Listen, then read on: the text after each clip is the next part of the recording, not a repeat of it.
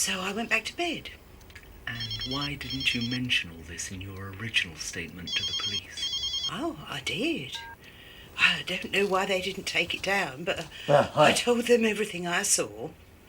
Yeah, of course it's crap. But if that stuff comes out with the clairvoyant tonight, I am in deep shit. We're in deep shit. Satch.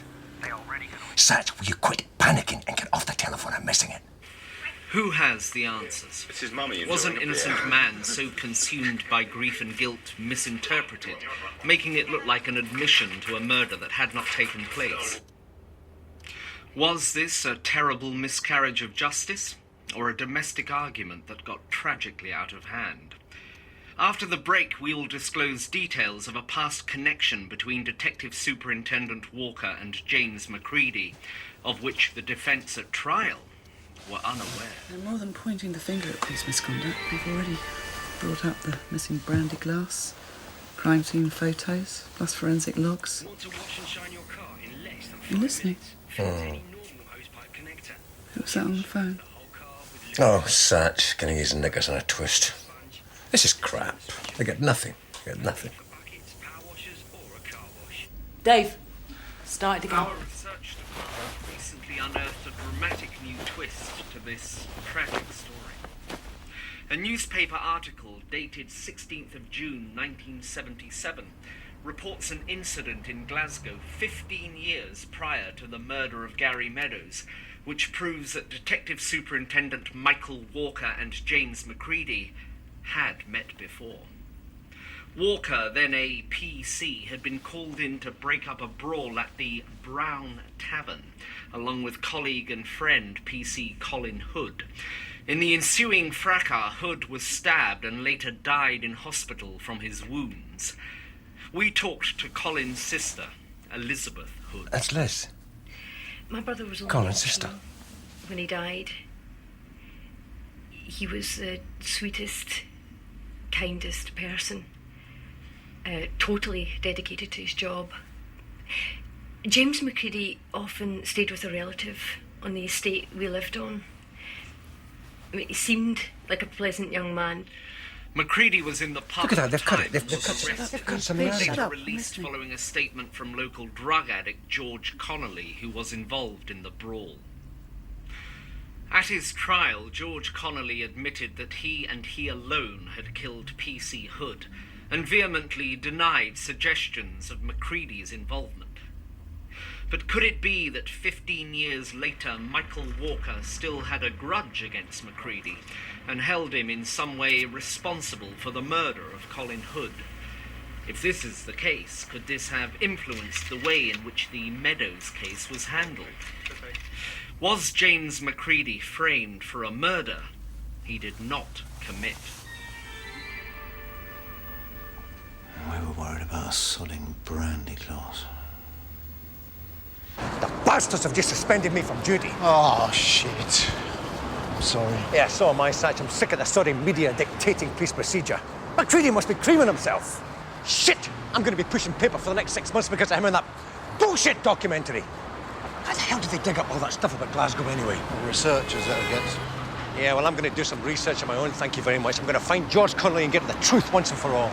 Connolly's the guy that took the rap from Macready for the Glasgow murders, right? Yeah, he must be up in prison by now. Well, how the hell are you going to find him? The TV lot obviously couldn't, otherwise they'd have had him on the bloody documentary as well. Yeah, I've got friends up there. His dad jogged for starters. And Connolly and I lived near each other in the same house and scheme in Glasgow growing up. Yeah, I think I might take Pat up with me and meet my mum at the same time. Kill two birds with one stone. I thought you had an interview with a PCA woman. Yeah, I do. Bastards.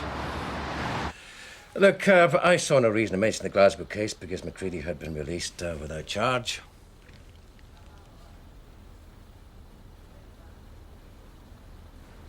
Well, Macready may have implied that I had something personal against him, but I don't. If I had at any time given him reason to believe that I and my investigation were prejudiced, why didn't he mention it at the time?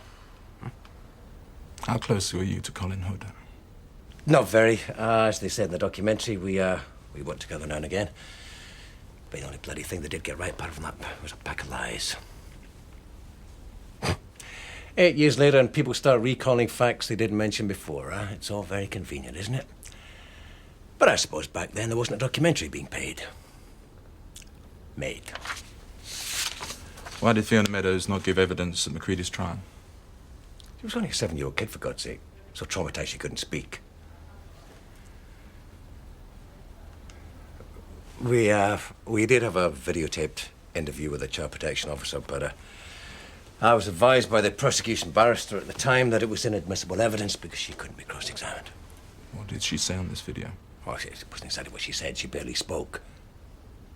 She was done with terror, but she made it clear McCready stabbed her father. So where's this video now?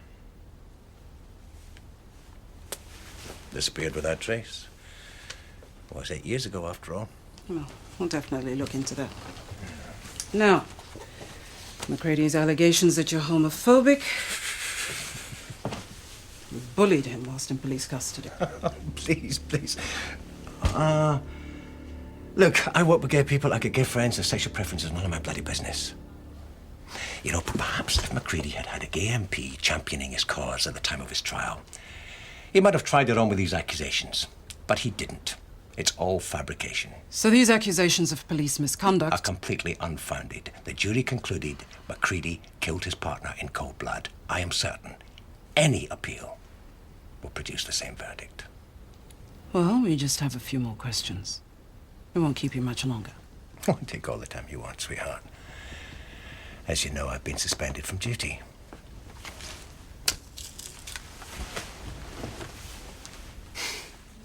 There's been a tremendous reaction to the television documentary. All positive feedback. Yeah, I've had loads of letters. Like fan mail. Apparently, Fiona Meadows was video interviewed by a child protection officer shortly after your arrest. Did you know anything about it? But she could hardly speak. No one ever mentioned anything about a video. Oh, that's impossible. Fiona was in a complete state of shock after her father died. If they had made a video, surely they would have used it at the trial. I don't know, but apparently a video interview was done. That can't be true. What, you mean there's a tape? Well, the police don't actually have a copy of it. Apparently all CPT interviews are sent to a property store in Chalk Farm and kept there till the child turns 18. But there's no record of Fiona's interview ever being sent. Oh, I see. Are they likely to find it? 8 years after your trial? Well, I seriously doubt it. But, could there be anything contradictory on it? I mean, could Fiona have said anything that might incriminate you? Yeah? Anything that differs from her present statement? No, of course not. I just want Fiona to tell the court the truth. Okay. Okay, if you're sure. Only I was hesitating calling her. Call her? No, she's my most valuable witness, and I want Fiona called. I've nothing to hide.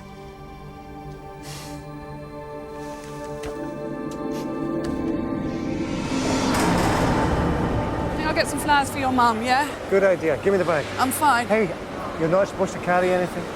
I'll call her.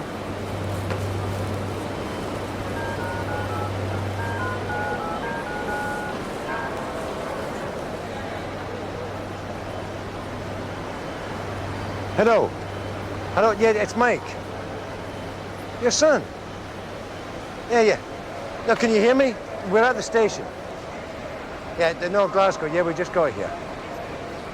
Yes, she's with me. Yeah? Pat. Yes, Pat. Now, listen, I don't want any nonsense from you, okay? Do you hear me? I want you to be nice to her. Promise me? Okay. Listen, Ma, has anybody called and left any messages for me? Okay. If they do, take their name and number and tell them I'll call them back. Yeah? Okay. No, we're just leaving the station now. We're just going to get a taxi and we'll be with you in about half an hour. Okay, darling. Take care. Bye. Well, she's really pleased. She's at last going to meet you. Where's the bag? Don't panic.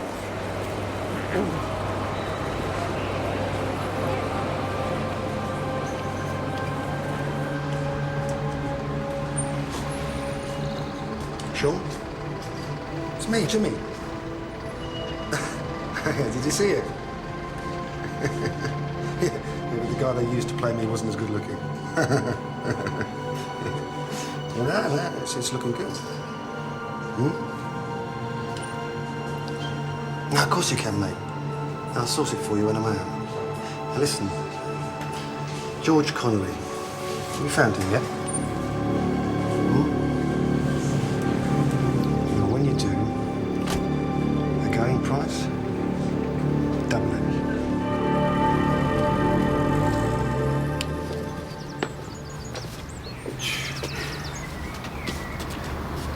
Did you tell her what time you'll be arriving? Yeah. She's expecting us. Hello? Hi, Mum, it's Mike. Would you buzz us in, please? Mum, will you keep your finger on the buzzer a little bit longer? We're still outside.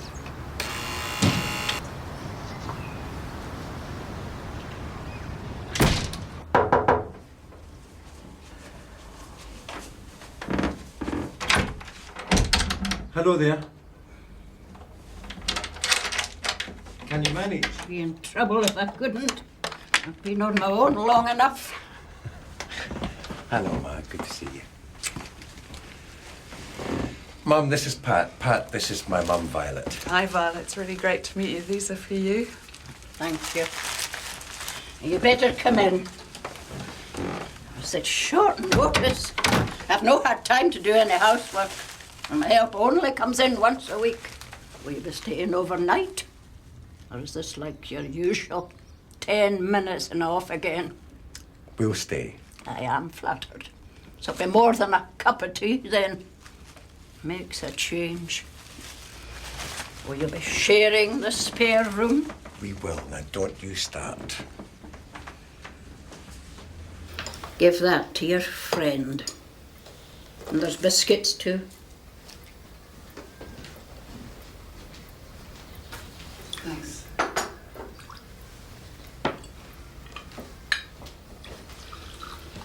It's nice to see you.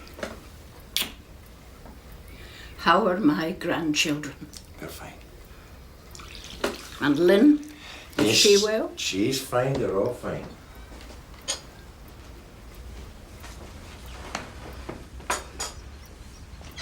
I sent your birthday card to your home. Yes, Lynn sent it on to me to my new home. I might go to stay with Lynn. She's asked. It'll be nice to see the grandchildren. I'll get that. Oh, that might be Jock Connolly. He rang earlier.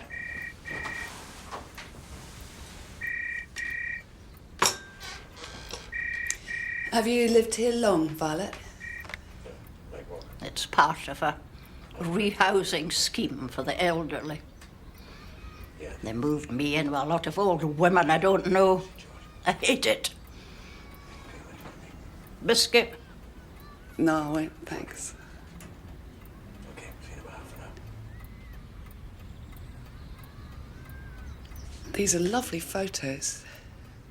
Yes. Those are my grandchildren. Lynn's such a wonderful mother.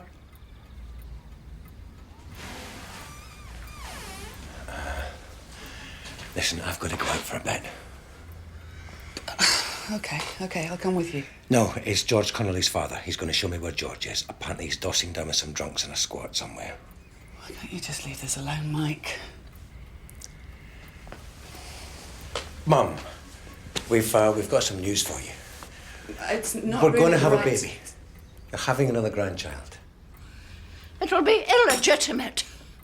Oh, you should both be ashamed of yourselves at your age. And you've already got 2 children. Not by the woman I'm in love with and intend to marry. You better get a divorce first.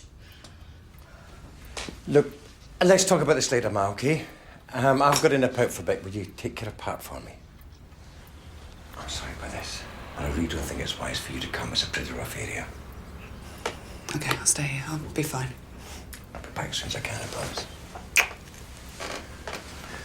Bye, Ma. Take care.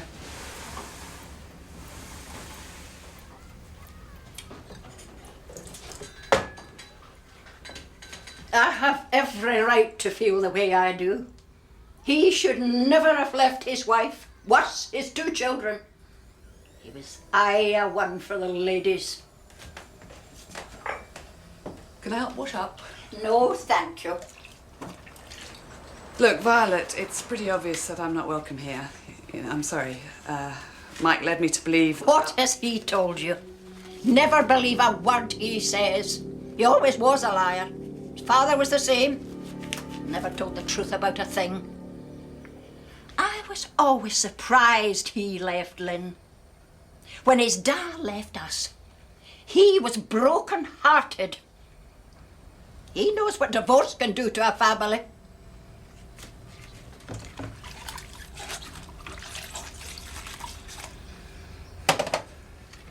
So what work do you do? Has he not told you? He hasn't. And then he keeps everything to himself. I'm a police officer. I see. You work for him, do you?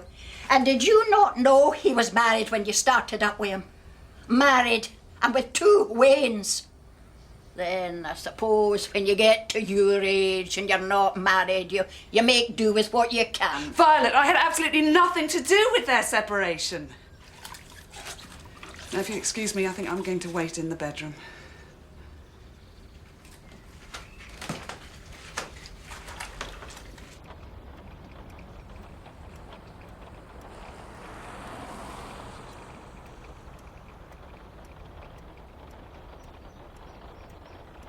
And how are George's kids? Oh, doing well.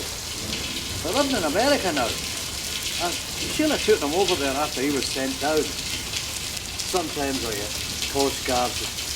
Once I even got a home video. Oh, the Grand Waynes and Disneyland's all great. Real we Americans they are. That's good. Poor Sheila. Getting out is probably the best move to make. You know, he's been in and out of rehab like a yo-yo. He can't keep off the drugs. He was always saying he was going to go over and see her, but he couldn't get himself straight enough to get as far as the airport. He's still a crazy bastard. He always was. Now he's even worse. He thinks somebody's trying to kill him. Drink and drugs, that's been the bane of his life, and mine. Well, look, I'm going to love you and leave because I've had too many run-ins with him. I know I'm his father, but I can't take no more. I appreciate it, Jock. Here's a few bob. Get some time. There's nothing you can do for him. It's too late.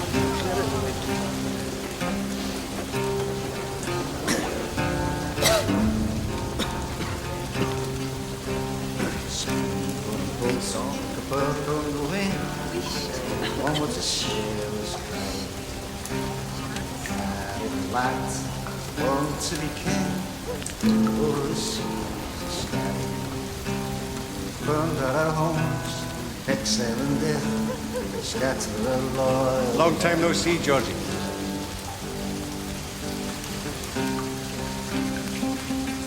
Who are you? Mike Walker. Do I know you? You did. Long time ago. You were always going to join a band back in the old days. You say your name was? Mike Walker. I need to talk to you. Oh, yeah, what about? Come on, you, what is it? It's about Jimmy McCready. You don't scare me.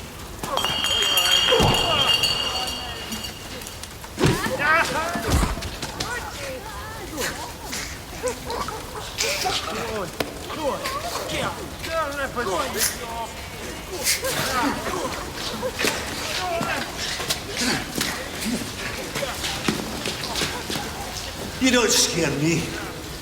I'll smash your son of a bitch's face in. Come on, McCready. Fight me. Come on. You owe me, you bastard. You'd scare me none. I'll kill you. I'm not McCready. He didn't send me. Get him with the kicks. You can't hurt me. I feel no pain. I'd call 12 years a lot of pain for something you didn't do, George. You all right? It's Mike. Mike Walker. Look at me, George. Do you not remember me? Do we pull this right? There you go. You offering me a drink? You got a filing?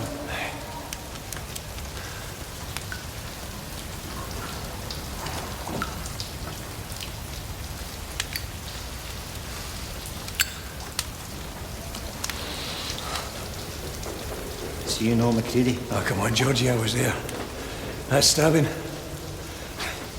You were so drugged up you couldn't even walk, let alone kill anybody. But who used the knife, George? Because I know it wasn't you. You'd blood all down your face, right? That's right. You get cut. Aye, I get cut. But who'd call it whose blood in his hands? No you. No you, Georgie. Tell me it wasn't you. I'm sick, George. I feel real sick. Can I have a smoke? Do you want to know why I took the rap for that murder? If it wasn't for McCready's sake, I didn't give a shit about that bastard. I did it so my wee girls wouldn't end up dripping at the nose by the age of 14. Is that good enough for you? I did some bad things. But the moments I'll die happy with are my wee girls being born. Going home to them. Tara. The sweetest thing on earth. Tara. Tara. I did it for my kids. They hung my wee girl over the railings. They let her drop. And I got them out far away from here. You want to fight me, you bastard? McCready can send who he wants. Come on, you bastard!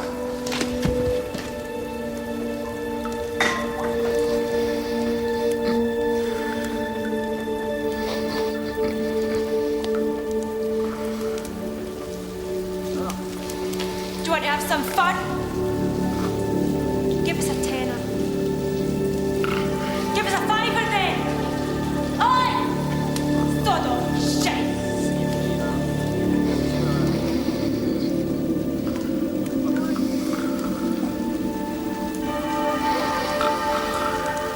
Connolly and McCready were drugged up, right? And I know McCready had the knife because he was the one who cut me. And even though I didn't see it, I know McCready then stabbed Hood and then persuaded Connolly to say that he had done it. But why would Connolly do that? Oh, God knows, sweetheart. I mean, Connolly was only 19, but already had 2 kids. Married Sheila when he was 16 because she was pregnant. No sooner was one born than another was on the way. I mean, by that time, she was as drugged up as he was. So George gets a life sentence and McCready walks free.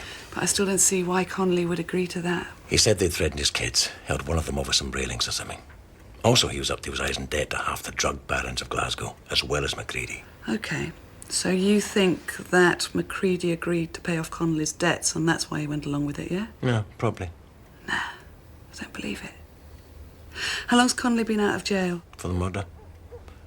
He was released after 12 years on licence, but he was in and out of various rehabs and institutions for drugs ever since. Look, sweetheart, he may be a drug addict, but he's not a killer. And what if you're wrong? I'm not. He thought McCready had sent me. That's why he was so paranoid he attacked me. So you think that whilst McCready's in prison... His punks aren't. That's why he's so paranoid. I'm going back.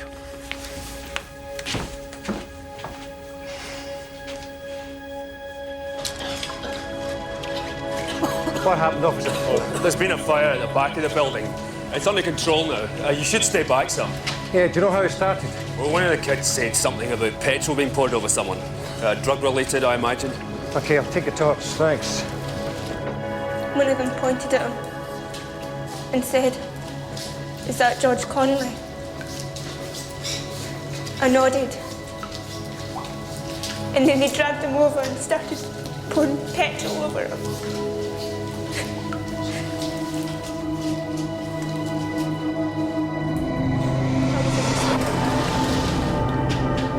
I yelled at them, but they threw a mat.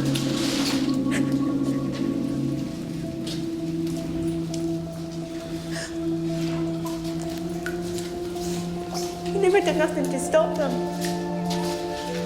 He was lying there, all his clothes on fire. Then I ran over, shouting for help. But they just walked away, laughing. He called out for his kids. He was calling for his little girls.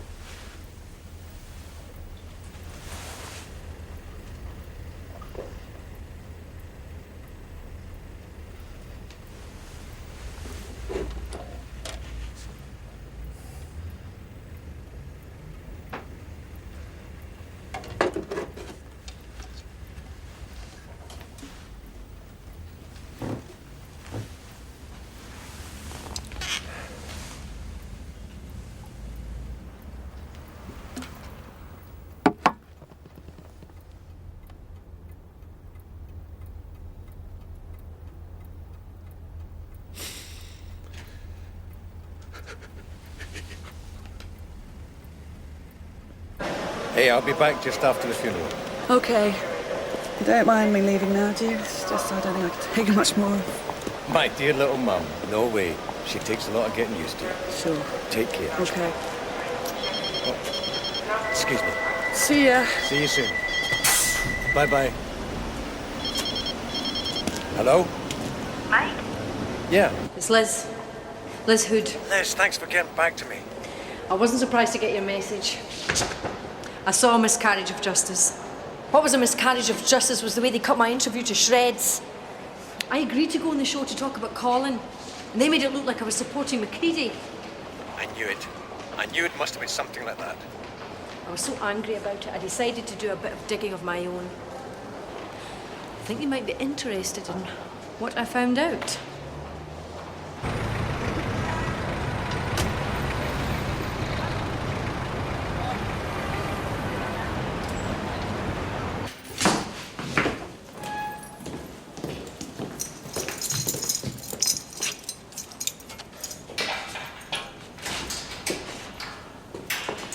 Morning, James. How are we feeling today? Nervous. Yeah, quite. Well, I thought I'd come by to tell you what's on the menu for the day. We've got a goodish court. I don't like the sound of the ish bit. Well, we've avoided the obvious ogres, at least. We've got Lord Justice Bradpeace sitting in the middle. Very courteous, very unstuffy. Top civil barrister in his time. He'll give us a fair hearing. Mr. Justice Winfield on the right. He's a little trickier. If he doesn't like your case, he'll let you know pretty quickly. Well, he was a good, solid criminal man at the bar. Seen it all before. At least he knows that criminal trials can and do go wrong sometimes. So, what's tricky about it? Well, he tends to growl at counsel a little, but that's my worry, not yours. On the left is Mrs. Justice Piggott. Caroline to her friends. Fairly new at the Court of Appeal. Generally regarded as pretty clever. How do I address them? You don't. You say absolutely nothing. You just sit there, keep your head down, let me do the talking. Not like a trial, you see. We only have leave to bring our fresh evidence and call Vera and Fiona. Apart from that, they'll have read all the papers before they come into court. They'll have sorted out which bits they're interested in. What, you mean made up their minds before they're off? That doesn't sound too encouraging. No, not at all, no. Having read the skeleton arguments on both sides, they won't need to go through the detail of every point in open court. What's the prosecuting barrister like? Pembroke. Quite a florid style. Deadly cross-examiner. You'll have to be careful of a 15-year-old witness like Fiona, though. The court won't get impressed if he starts bullying her. Fiona can take care of herself. You'll see. Well, I better get up to court. See that all our witnesses are pitched up. You should have. It's 20 past. I'm sure they'll be there. Fingers crossed, eh? No, I don't need to. I've every faith in you.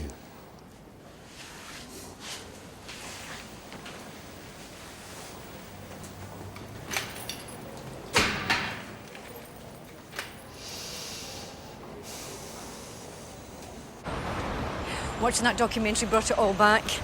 Connolly didn't kill your brother, Liz. I'm sure of it. I know. A friend of mine works in the same firm of solicitors as a guy called Ben Duffield. Recognise the name? A piece of scum. Yeah, the very same. Well, you know that back in the 70s and 80s, there's a well-known fact that Duffield was bent. Took backhanders left, right and centre. All the druggies used them.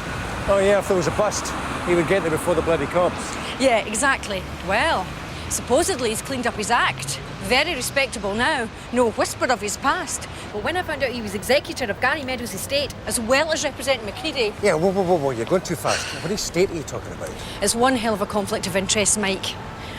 Duffield is handling Fiona Meadows' inheritance and representing the man convicted of killing her father. Oh, is that legal? I'm afraid so. I got so angry that he was up for an appeal that I got my friend to do some digging. Now, this is totally off the record, Mike, because she could lose her job over this. Okay, I hear you. What have you got? Well, apparently, Gary Meadows was completely broke when he died. Hardly left a thing to Fiona. But a year ago, Gary's sister died very suddenly of a brain tumour. She had a life insurance policy of £150,000, plus about 50,000 in cash. Yeah, who gets it? Ah, that's the tricky bit. She hadn't changed her will since Gary's death. She left everything to her brother and his heirs, Fiona that is, with the money to go into a trust fund for her if she died before Fiona was 21. And Dirty Duffield's handling the trust fund. You got it. 200 grand's a lot of money. Yep. I'd like to know if it's all still there. Thanks. I appreciate this, Liz. Look, if there's anything else, give me a call. Take care. See you.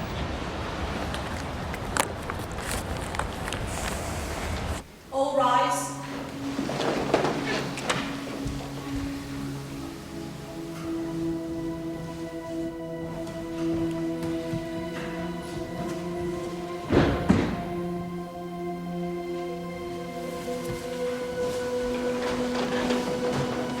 The Queen against James Macready. Altogether too many queens in this case. Going to get very confusing.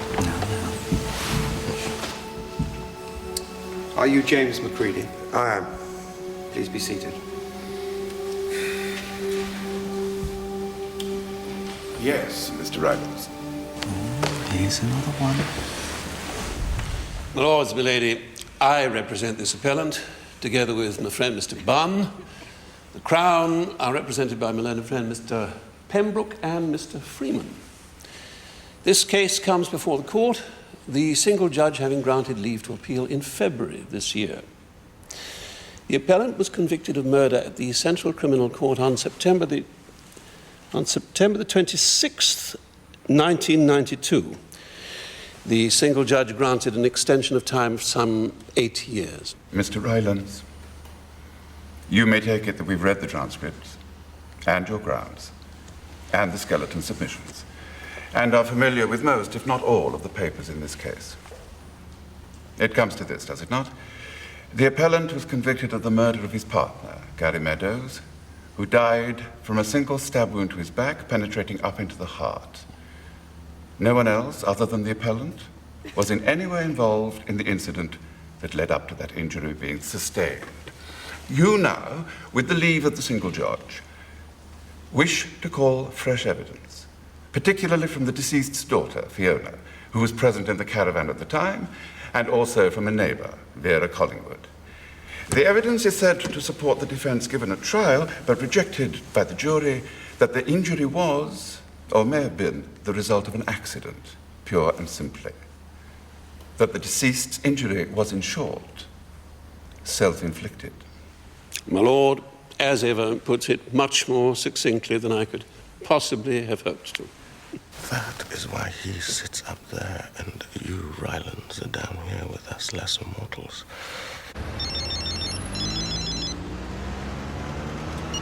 Yes? Aye, Satch, it's me. Can you talk? Yeah, I'm just on my way to court. Are you back? No, I've got to stay for a funeral. Listen, George Connolly's been murdered. What? Yeah, I don't want to go anywhere right now, but I need you to do me a big favour. Yes? Yeah, look, you know I wouldn't ask if I wasn't desperate.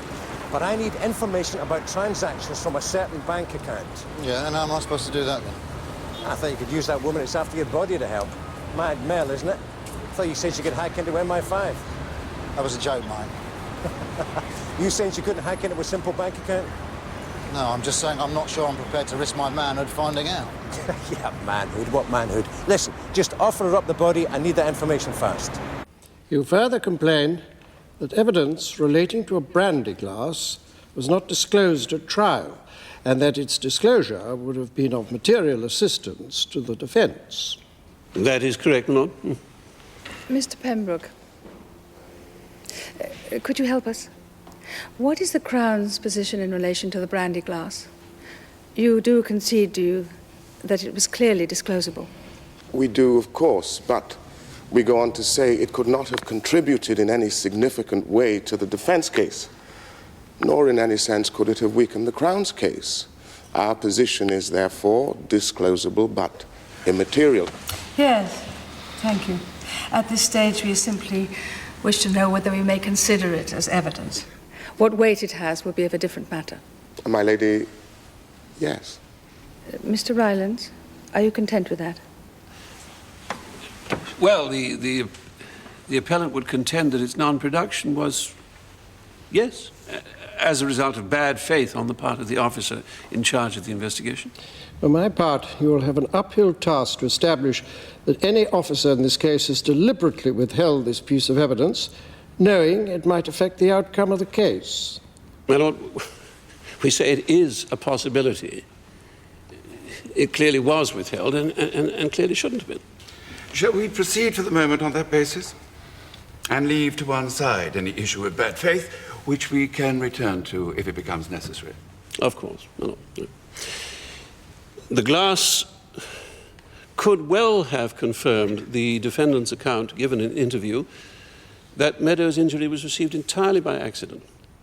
Having made up, Macready told officers that he and his partner surveyed their respective wounds and then went to bed, where they shared a glass of brandy. Now, had the glass been examined for saliva and blood, and had it shown that both had drunk from it at a time after there was blood on both men, the jury might well have been reluctant to conclude that one man had stabbed the other to death. A drink shared together after the accident would be surely quite inconsistent with the Crown's case of one man stabbing another to death. Mr. Rylands, are you really on solid ground here? Supposing the glass had appeared at trial, and he did indeed have fingerprints, lip marks, saliva, blood, or whatever from both parties, I imagine the Crown would say that the appellant, after stabbing his friend, tried to revive him with a medicinal brandy. What is there to prevent such a scenario? As my Lord pleases, but surely an attempt to revive would have been consistent with an accident. I'm not overly impressed by the potential of the brandy glass. As I see it, the terms of this appeal is limited to the fresh evidence. Yes, my Lord.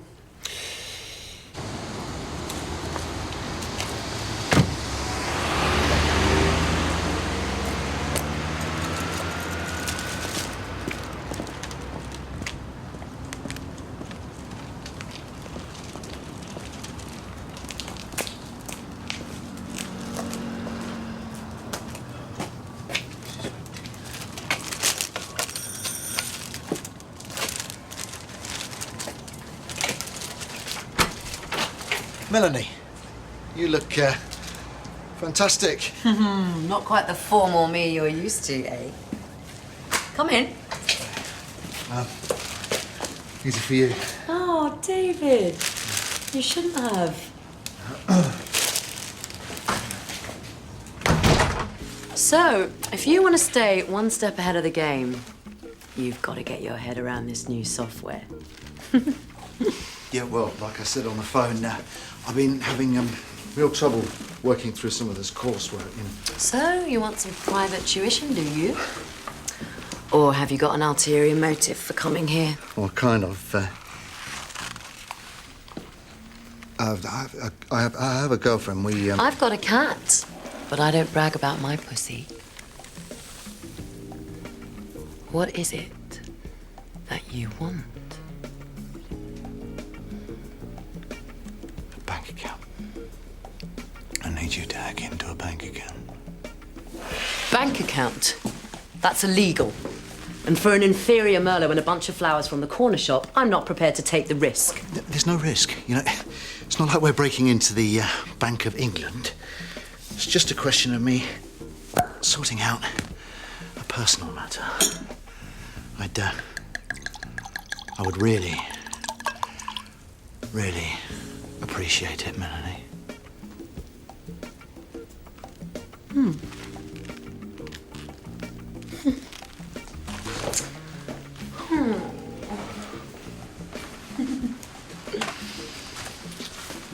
You sit your tight little ass down next to mine. Breaking into someone's bank account is a risk, personal or not. Of course, I've spent years networking my contacts. Let me explain the intricate art of hacking to you. I've still got so much to do. I'm never going to be ready for this, baby. If you go back to work after what? 3, 6 months? You'll be knackered and you'll probably feel guilty. You've got to be organised, maximise the time with the baby. Well, Mike'll help. Yeah, trust me, you think he will. The responsibility will all come down on your shoulders. It'll be you that has to think ahead. You're going to find out what it'll be, boy or girl. Oh, I don't know. I don't know what I'm doing. And all this eating doesn't help either. I must be out of my mind. No, you're not. But it'll be a change in your life, all right. Lucky you. It's moving round again. I still can't believe this is happening.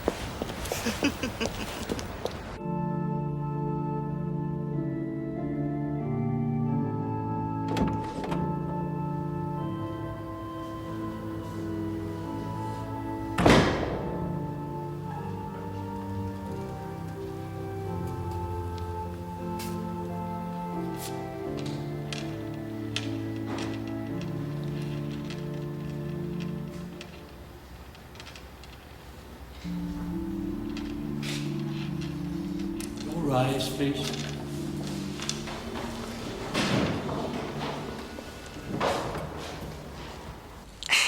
As we see it, there are 3 important facts in this case. Firstly, the account given at trial was precisely the account given by the appellant at a time when he couldn't possibly have known what investigators would find. Secondly, there isn't a single piece of forensic evidence available to contradict his account. So much was confirmed by the exhibits officer in a highly complex scene, as he characterized it. It was replete with what one might describe as clues in the form of smears and drops of blood originating from both parties, but chiefly from the appellant, distributed about the mobile home in a pattern that confirmed the appellant's account. I'm sorry, Mr. Rylands. Can you tell me which are the relevant photographs of the scene? Yes, milady. 17 to 30. 17 to 30. Of course, the photographs can't tell you the sequence in which the blood was distributed around the mobile home. What they can confirm, however, is that the appellant's account of his movements and, to a lesser extent, of Meadows' movements were consistent with the pattern of blood staining found by the exhibits officer. And, of course, your point is that when he gave this account, he'd not seen any photographs. And reasonably, the DNA testing was not done until some time later. Precisely.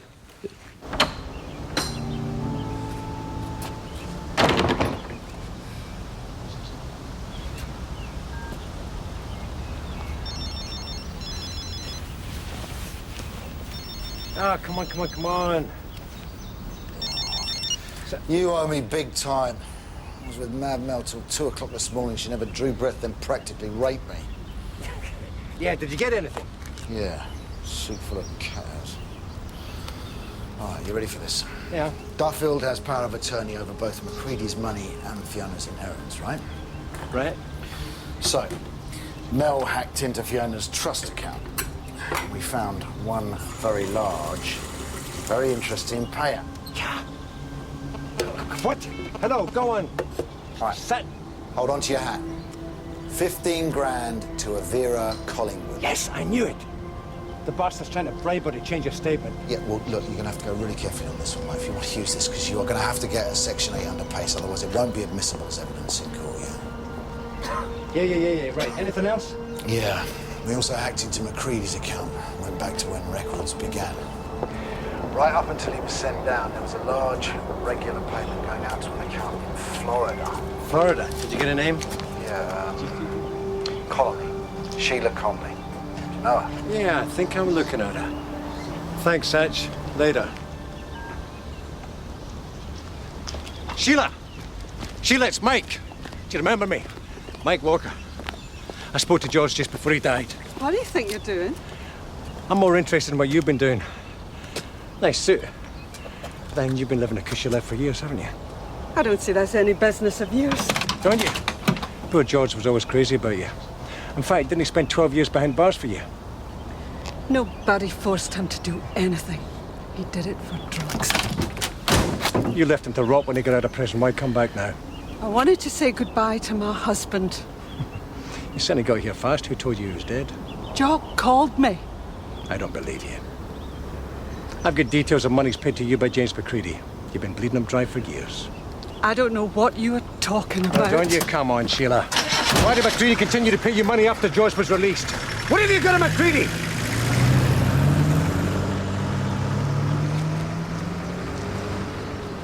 I need you to follow that cab. Well, it depends how far, pal. I've got a wedding at 2.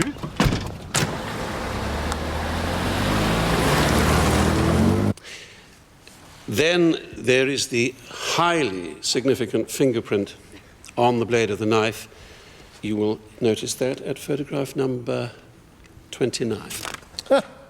The appellant's fingerprint on the murder weapon. I prefer to call it the kitchen knife. The print was, in fact, a thumb print, and the print is pointing up the blade, consistent with him taking hold of the knife when Meadows profited in his uninjured hand and placing it in the sink. And you can tell all of this from one fingerprint, can you? Yes. Yes, my lord, that is what we do say, yes. Yes, Dr. Foster, the prosecution pathologist, confirmed it much at the trial, that a knife inserted into a body would, in effect, clean off whatever prints were on the blade. The blade, as we can see from the photograph, doesn't appear to the naked eye, at least, to have any blood on it. It was, in effect, wiped off as the blade was withdrawn from the wound. Have a care not to injure yourself with your ruler, Mr. Rylance. So, in answer to my lord's point, the print on the blade, yes, undoubtedly got there after the stabbing. As a matter of comment, one would, in the normal course of events, pick up such a knife by its handle if the handle were available. So there's clearly an inference that Macready's print got onto the blade when Meadows proffered it to him after he had injured himself with it. Was there any scientific evidence from the knife handle? No, my lady, only that the handle wasn't a receptive surface for fingerprinting purposes. Do go on, Mr. Rylance. We submit that the fact of the appellant giving his account at the very outset and of the Crown being unable to contradict that account in a highly complicated crime scene is absolutely significant. Surely that's not right, Mr. Rylance. The Crown's pathologist contradicted that account, did he not? In the transcript of his evidence, file 2, page 53, letter B. Yes, my lord, but he was himself flatly contradicted by two very eminent experts at transcript pages 106, letters A to D, and pages 118 and 119, respectively. So, in summary, we have, firstly, the appellant's account given at the very outset. Secondly, the fact that every single piece of forensic evidence is consistent with that account. And thirdly, the curious circumstance that the Crown have not been able to produce any timetable of what they say happened within that caravan. No sequence of events. Well, I believe the Crown says the appellant simply stabbed his friend in the back. They really need to go further than that.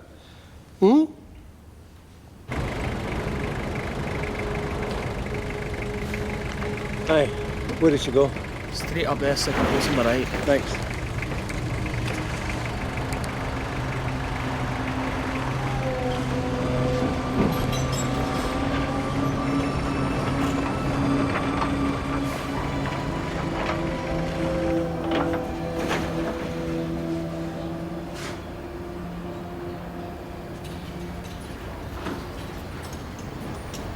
Come back for something, Sheila.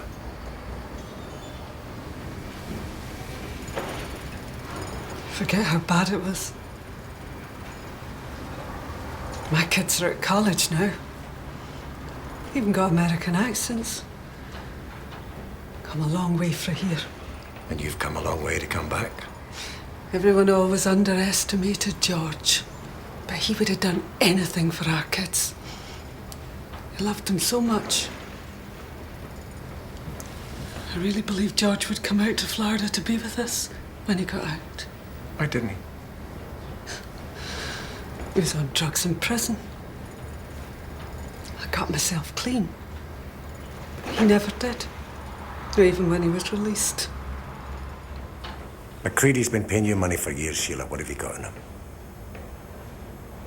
You blackmailing him? Business is out of yours. McCready's scum, he still is. The bastard even threatened my little girls. George was murdered, Sheila.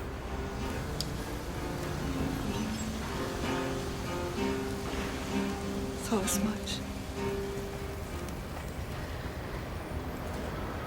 I didn't just come back for the funeral. Jock told me about the appeal. That bastard gets out, he'll come after me too. Why? What are you doing here? Show you. He'd not still be here after all it's been years.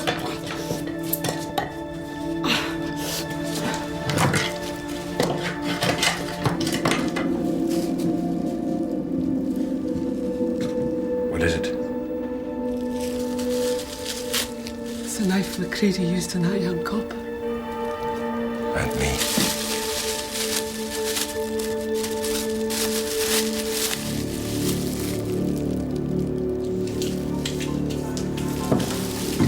Thanks, Sheila.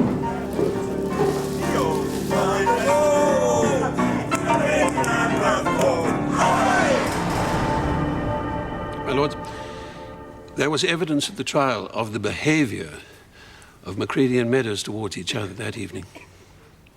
The appellant has never at any time denied that he and his partner had been drinking that night. They'd both, in his own words, had more than a skinful.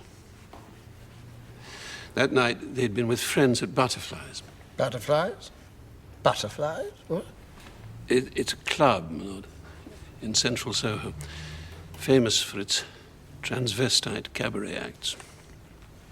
I see. Gary Meadows and James McCready were regular at the club, and both were well liked. That evening had been particularly memorable, as McCready had joined in the cabaret. By all accounts, Meadows was in high spirits when he left Butterflies. Witnesses at the club recall him saying that he was proud of his partners, of the appellant's impromptu cabaret act. Both were eager to enjoy the rest of the evening, but knew that they must return home to take care of Fiona, Meadows' 7-year-old daughter. They did, however, call in at their local, the Frog and Ferret, which is only a few minutes' walk from their home, just after closing time. Bar licensing law in England closes private bars and pubs at 11 o'clock, The landlord at the Fraugen Ferry did, in fact, obey the law, but continued to serve drinks to a few regulars as his private guests in what I believe is known as a lockout. I think you'll find it's a lock-in, Mr. Rylance. Well, he recalls that the appellant and the deceased were still in high spirits. A while after, the appellant and Mr. Meadows left the pub.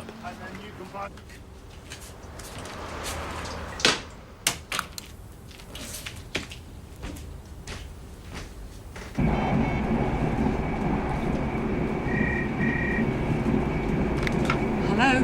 Hi, Pat, it's me. Hi. I've been waiting for your call. You switched your mobile off. Yeah, I know. Listen, I'm on my way home. But I need you to get a message to Pembroke for me. Right. Can you go to the court, find him, tell him I've got even more evidence against McCready?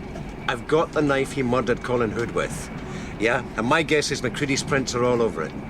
But you won't be able to bring this up in the appeal. You did know that, don't you? It'll have no bearing. Yeah, but I tell you what will.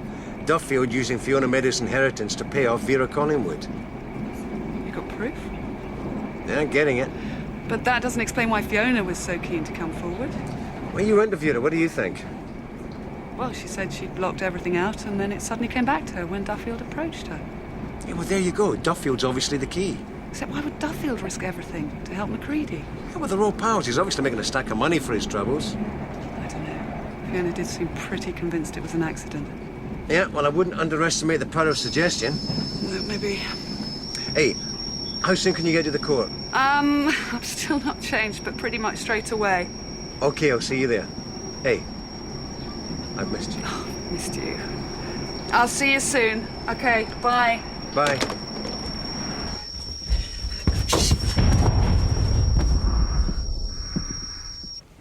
Can I now move to the third area which causes the Crown difficulties, namely the injuries suffered by the appellant? These were a cut to the right inner forearm and a deep cut to the left palm. The Crown at trial were unable to provide any sensible explanation for these, and indeed were reduced to suggesting that they may have been deliberately self-inflicted by the defendant. The appellant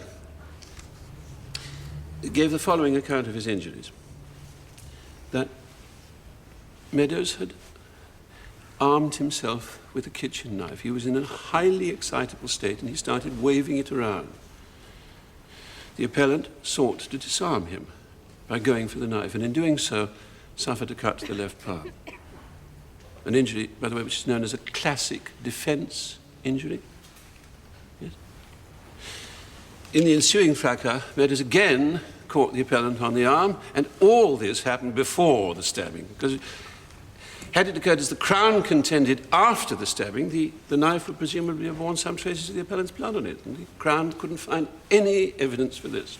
Surely your best point, Mr. Rylance, is that if your client had indeed inflicted these wounds upon himself in order to make it look as if he'd come under attack and defended himself, the very first thing that he would do would be to say as much. And to put it bluntly, he would be shouting self-defense from the rooftops, which is precisely what he did not do. That's absolutely right, my lady. Because far from proclaiming that he was acting in self-defense, he told the police he didn't believe that Meadows intended to hurt him. And he went on to say he thought he was stupid for having tried to take hold of the knife. Not very smart of me, was how he put it in an interview.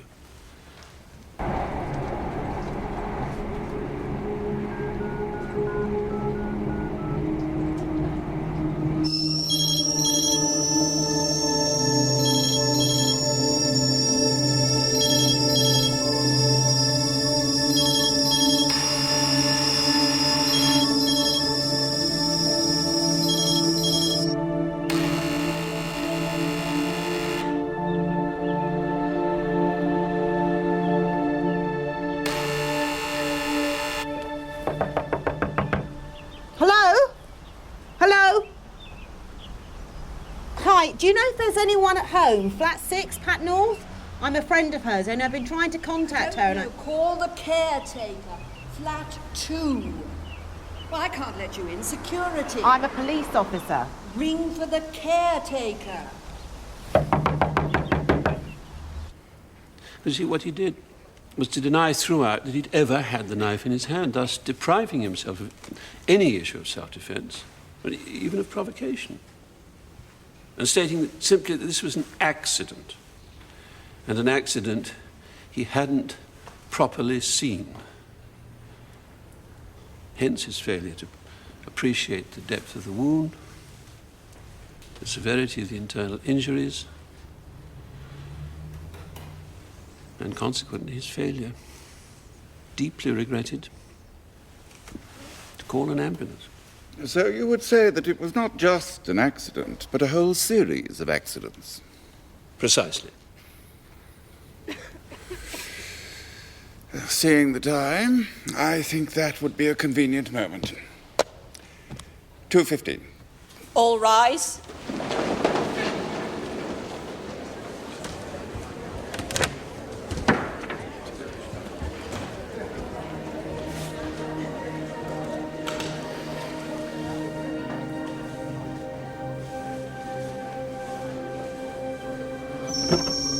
Pat!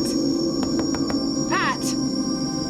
Hurry, I can see her. She's lying on the floor. Quick, can you open the door? Pat! Pat!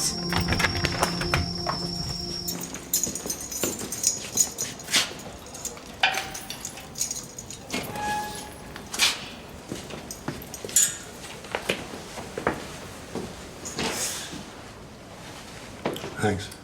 How are you? Fine, thanks.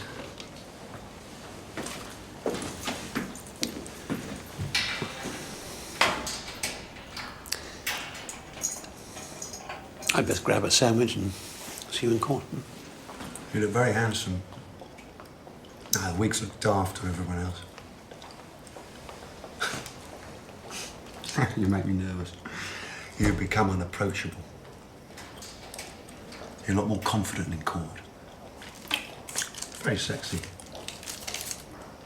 The black silk waistcoat, the crisp white shirt. Oh, and I like the monogram gold cufflinks. Very observant of you. Oh, you hold my life in your hands. Must be a real power trip to have someone totally dependent on you. I believe you're innocent. Get me out. Prove me innocent because you know I am. Get angry for me for 8 wasted years. You'll be on the front page of every newspaper. You become a hero. Lots of people have campaigned for you, Yeah, Jimmy. but none with your high profile. When you were blackmailed, forced into coming out, you proudly and publicly acknowledged your sexuality. I wrote about you. Oh, I know all about you. That's why I kept on writing to you. I admire you. You're not ashamed to be who you are. I really ought to go. Yeah. I couldn't defend myself at my own trial. I wasn't able to defend myself on the documentary. Couldn't even defend myself here in the appeal court. I've never defended myself over Gary. Believe me, I'll use everything. You didn't have to defend you in your trial. It's imperative you try to stay calm. In all my life, I've been ashamed. Can't you see why I admire you? I've been afraid to defend who and what I am. Thank you for your honesty. You go. Yes. So let's go. I'll see you in court.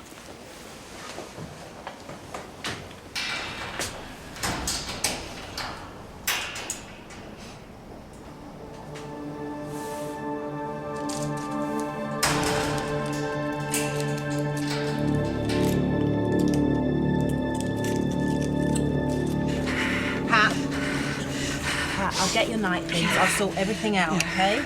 Yeah, it's fine. Can you just call Mike and tell him? Just tell him. He's on his way. Don't worry. Now you just rest now.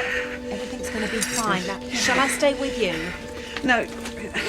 Just call my Don't worry, he's on his way. Everything's going to be fine. Okay, we're going back. Nice and easy. You're doing okay.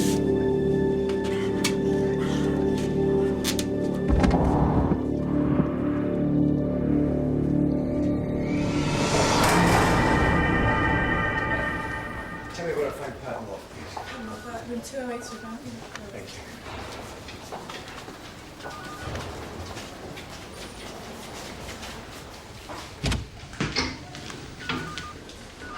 How is she? She's fine now. Where's the baby? Where's my baby, Viv?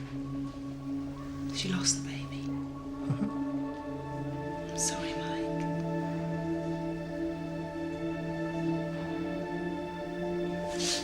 You all right? Can I get you anything? No, thanks.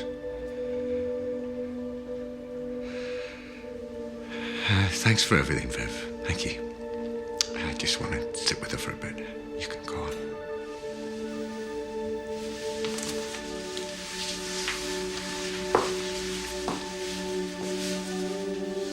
I'm so sorry, Mike.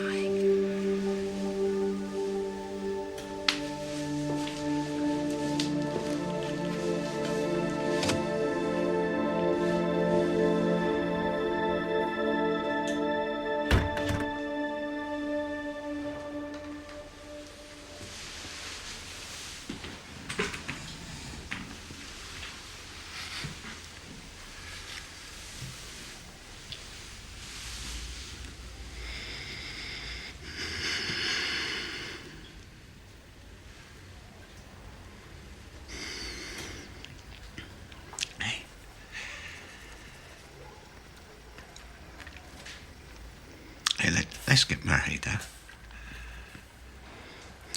It's a bit late to be making an honest woman out of me, isn't it? No, it's never too late. It's never too late. We can start, you know. We could try again. Oh, you're not too old. Is that supposed to be a backhanded compliment? But I don't mind. You know, if we can, we can. If we can't, that's fine too.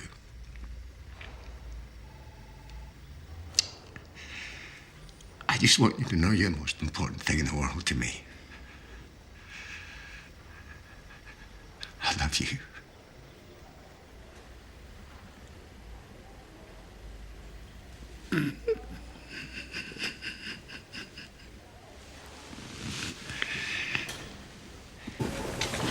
Morning. Hi.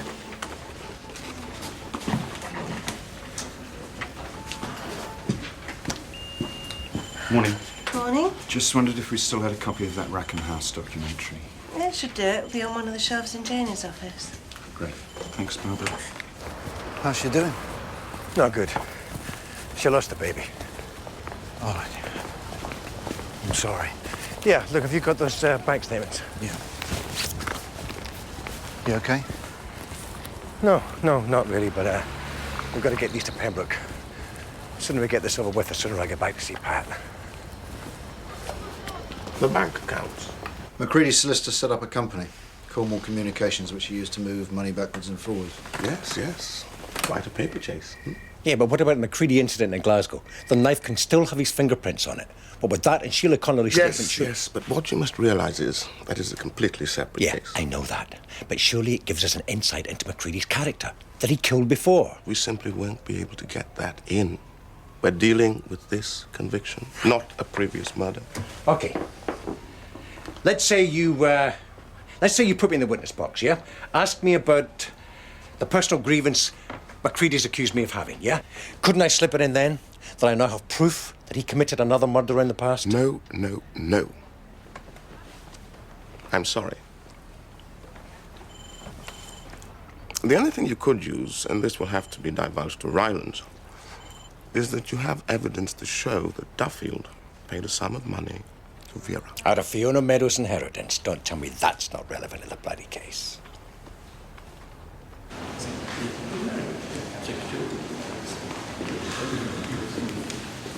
Yea, and behold, a notice of additional evidence came winging down from on high. Yea, even after the 11th hour, and it was laden with fire and brimstone, and there was wailing and gnashing of teeth amongst the defense team. What are you talking about? A copy for you, and one for your admirable junior. Bank statements, old boy. In a nutshell, as the phrase goes, Macready has been transferring the odd pound or two to a witness on a date remarkably adjacent to her new witness statement. I suspect she may be in for a wee spot of bother, as they say in Glasgow.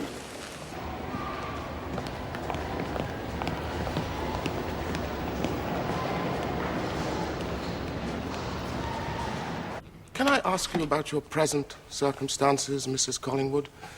You currently reside on the same mobile home park as you did at the time of the murder, but now have a new home. That's right. You moved into your new, luxurious mobile home 9 months ago, but I believe you were behind in the rent on your previous accommodation. That's correct. I always hated the place.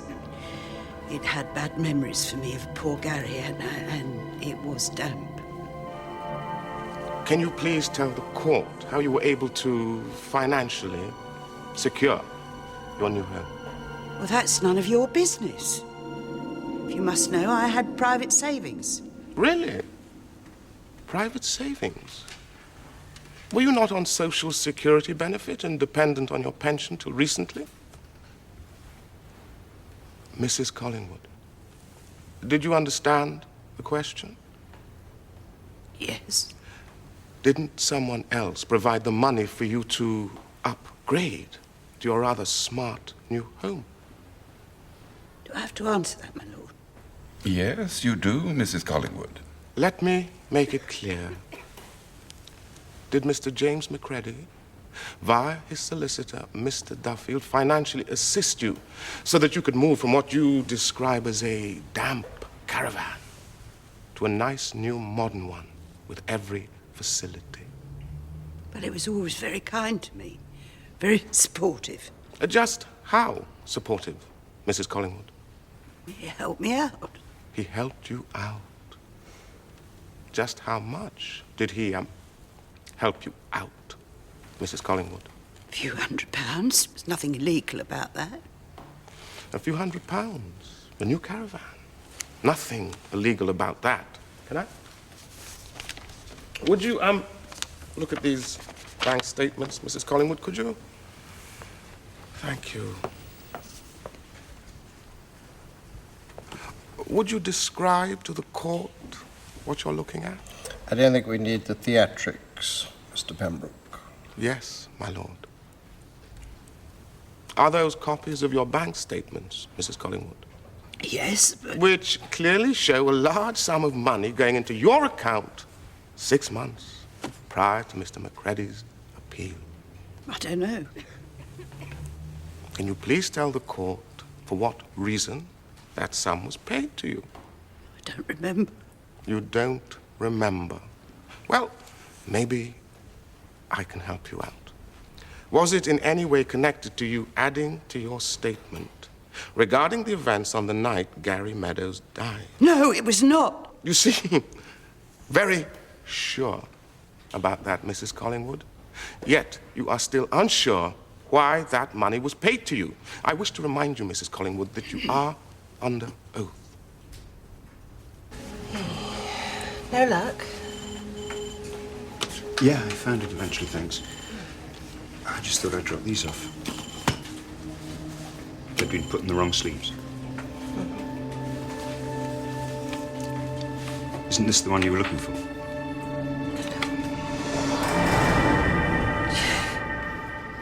Let me clarify exactly what Mr. Pembroke is asking you, Mrs. Collingwood. All he's asking you is whether you were paid money to add to your original statement. No, I was not. Yet you declined to tell the court what this substantial payment was for. I've said it was a gift to help me out, and that's the truth of it. You're trying to put words into my mouth. Just like the words in your statement were put into your mouth by that payment. A payment made to you by a company called Cornwall Communications. Do you know Mr. Benjamin Duffield, the owner of this company and solicitor to Mr. Macready? Mr. Pembroke, I think Mrs. Collingwood has made her position with regards to this payment clear, and I think we must draw our own conclusions now. As my lady pleases. Walker. Yeah? What? Your beauty. Beautiful. Where? Hey, thanks.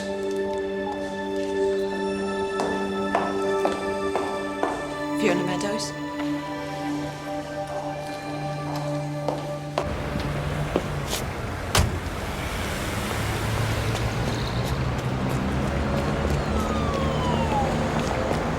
Jimmy seemed to trip on the rug, and Dad fell backwards.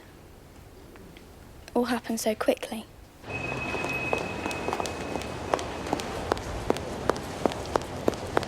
Daddy said he was all right and went back to bed.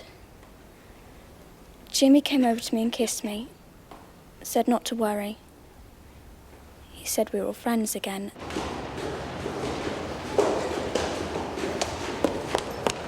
Then he started looking for some bandages. I'm sorry, Fiona. I don't quite understand. Who exactly was looking for the bandages? Jimmy. Then I went back to bed. And did you go to sleep directly? No, sir. I stayed awake for a while, listening to my dad and Jimmy talking to each other. Then I went back to sleep. You were no longer afraid? No longer worried about your father? No, sir, I wasn't. I thought he was all right. You were very fond of your father, weren't you? Yes. So there'd be no reason for you to protect someone who'd hurt him? No, sir. Fiona, can you stay there a moment? I expect there'll be one or two more questions for you to answer.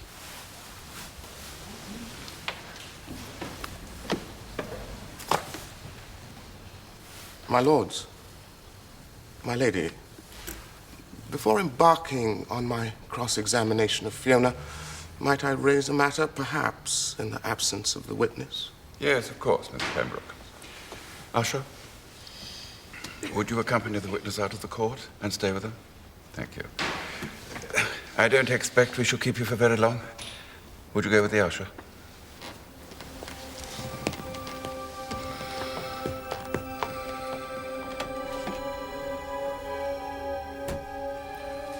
My lords, I've just been handed a videotape which could prove to be vital evidence in this case. Fiona was seen by a child protection officer within a week of her father's death and gave her account, recorded on video in the usual way. I'm told, although I've not yet seen the tape myself, that Fiona, aged 7, gave a very different account to the one we have just heard in court from Fiona, aged 15. May I ask for a short adjournment so that I can see the video?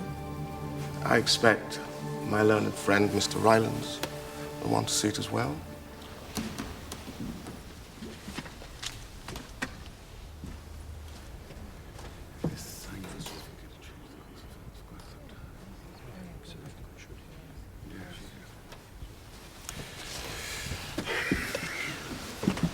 I think we'll rise and give you, Mr. Pembroke, an opportunity to put your house in order. Will you let us know via the usher how long you think you'll need? Yes. Be upstanding.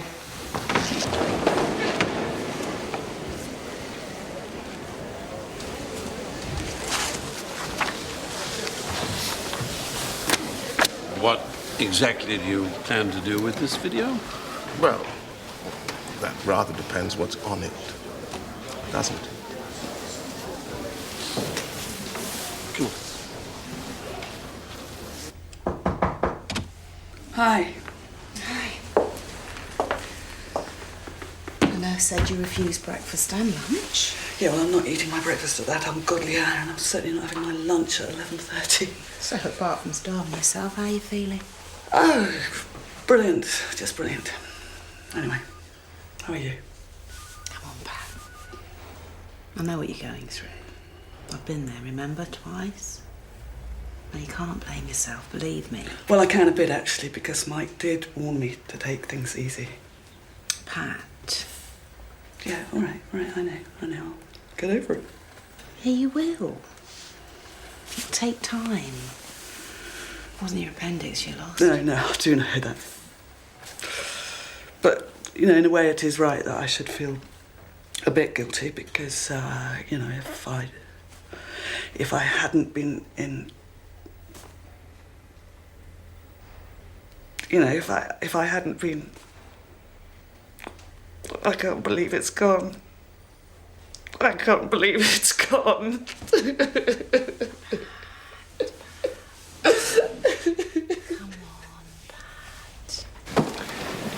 I can't wait to see the look on McCready's face when he sees this. Join the club. Yes, Mr. Pembroke.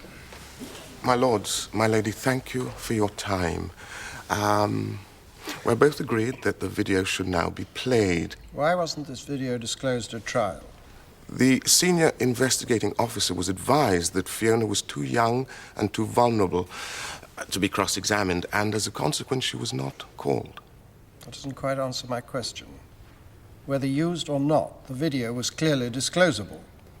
My lord, certainly. Inquiries will be made. Shall we get on, then? We shall need the witness back in court.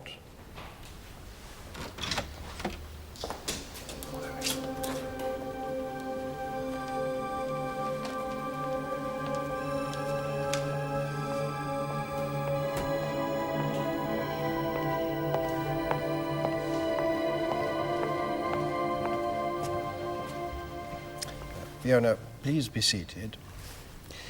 We're going to watch a video taken of you some years back. Can you see the screen properly? Good. Thank you, Usher. Could you do the honors?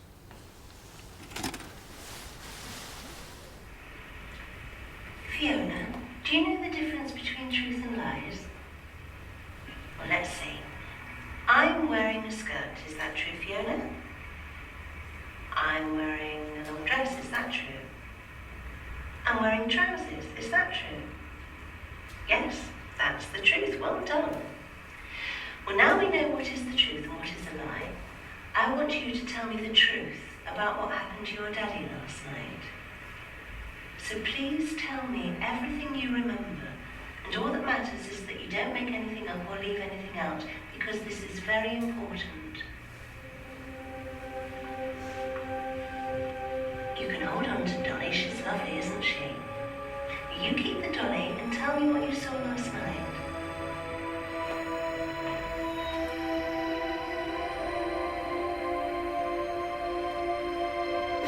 Fiona, tell me what you saw last night.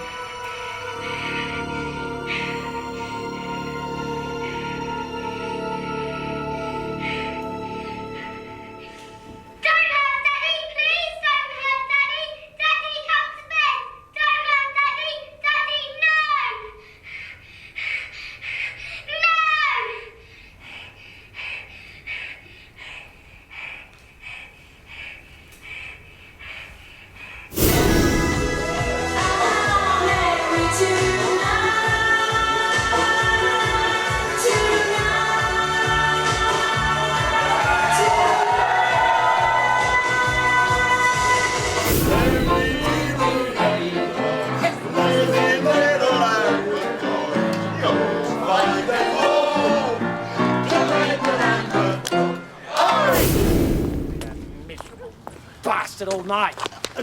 You want to don't stop, mate. Look at my fault, eh? Sod off. Want to say something to me? Sod off. You drunken bugger! Get out of it, you nosy bitch. You shouldn't be around near that kid. I hate the money. I'm going to report. Oh, yeah. I will. Yeah.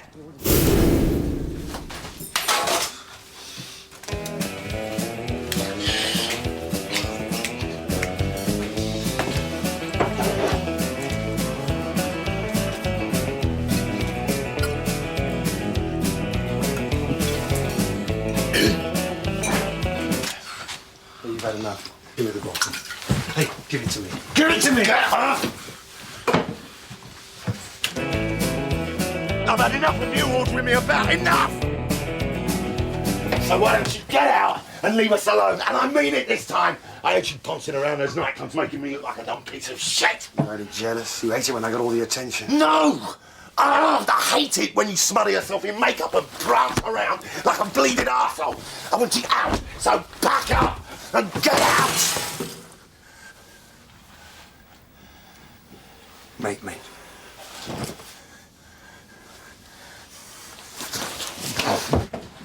Make me? Come on, then. Come on! Why don't you try and kill me, eh? Yeah, you got away with murder once, but you won't again, will you? I should never have told you that. Give me the knife. Gary, come on. Gary, come on. Come on. Gary, give me the knife! Come on. Jesus Christ, stupid, look what you've done. Sorry. Fiona, go back to bed, honey. Go on, we're only playing, darling. Fiona, go back to bed! Put her down! Put her down, or I'll cut your throat! Make me! Put her down, Jimmy! Fiona! What have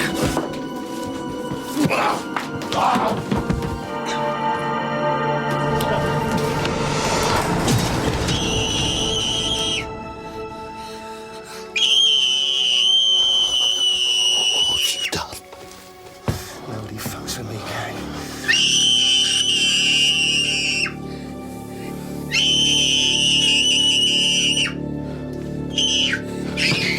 Oh, no, not my baby, no. Get in there, you little bitch. Not my data.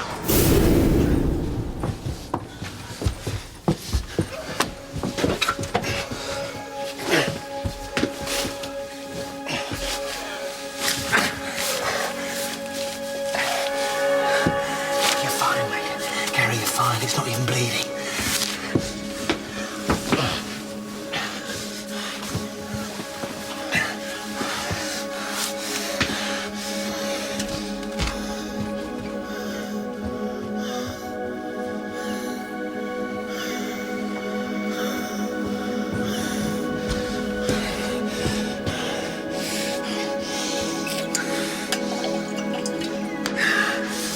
Drink. Come on, Gary. Come on, Gary. You'll be fine. Drink! Drink, drink, drink.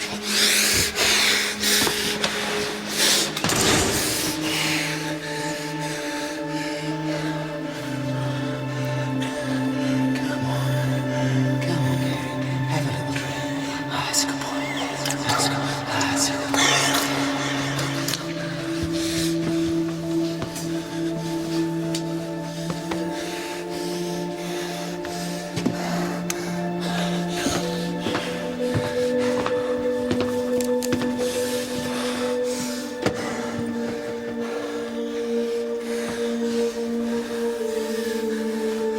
Good night, Gary. I love you.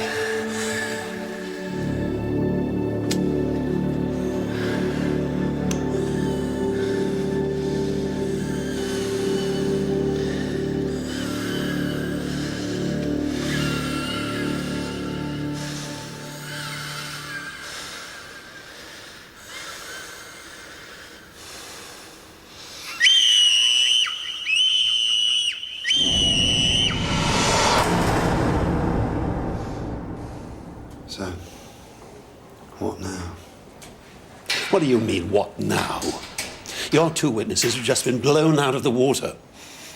Both Fiona and Vera now face perjury charges. As for Duffield, he'll be struck off. Probably charged with perverting the course of justice. Can't blame me for trying. You dragged everyone down to your level. You even had me fooled. Well, you know the saying, money talks. Oh, really? Perhaps you should have paid Sheila Connolly more. What? She's handed over the knife you used to kill that young police officer. Robert? Robert, wait! Robert! Wait! Robert! Wait!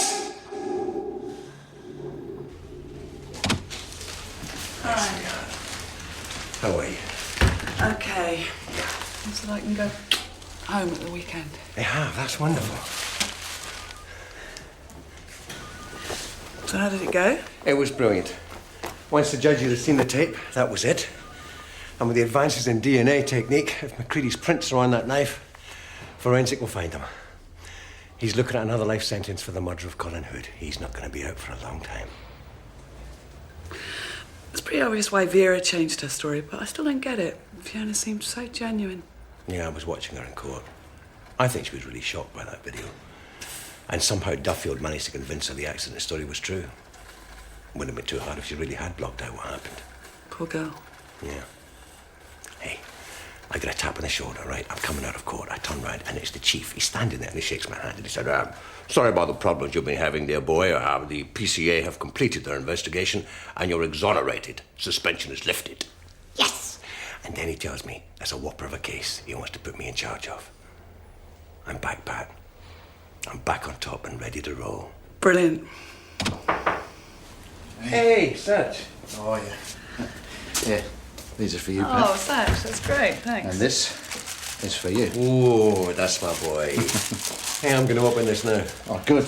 Listen, Pat's getting home at the weekend. Oh, well done. Well, I think they need the bed, actually, but I'm going to take things easy. You got another glass? Do you want one, Pat? No, I'm fine. Help me. No, we can share one. Hey, lovely. Here's to you, sweetheart, and your recovery. Thanks. Good luck, Pat. Hey. Wait. Watch out for that glass, Satch.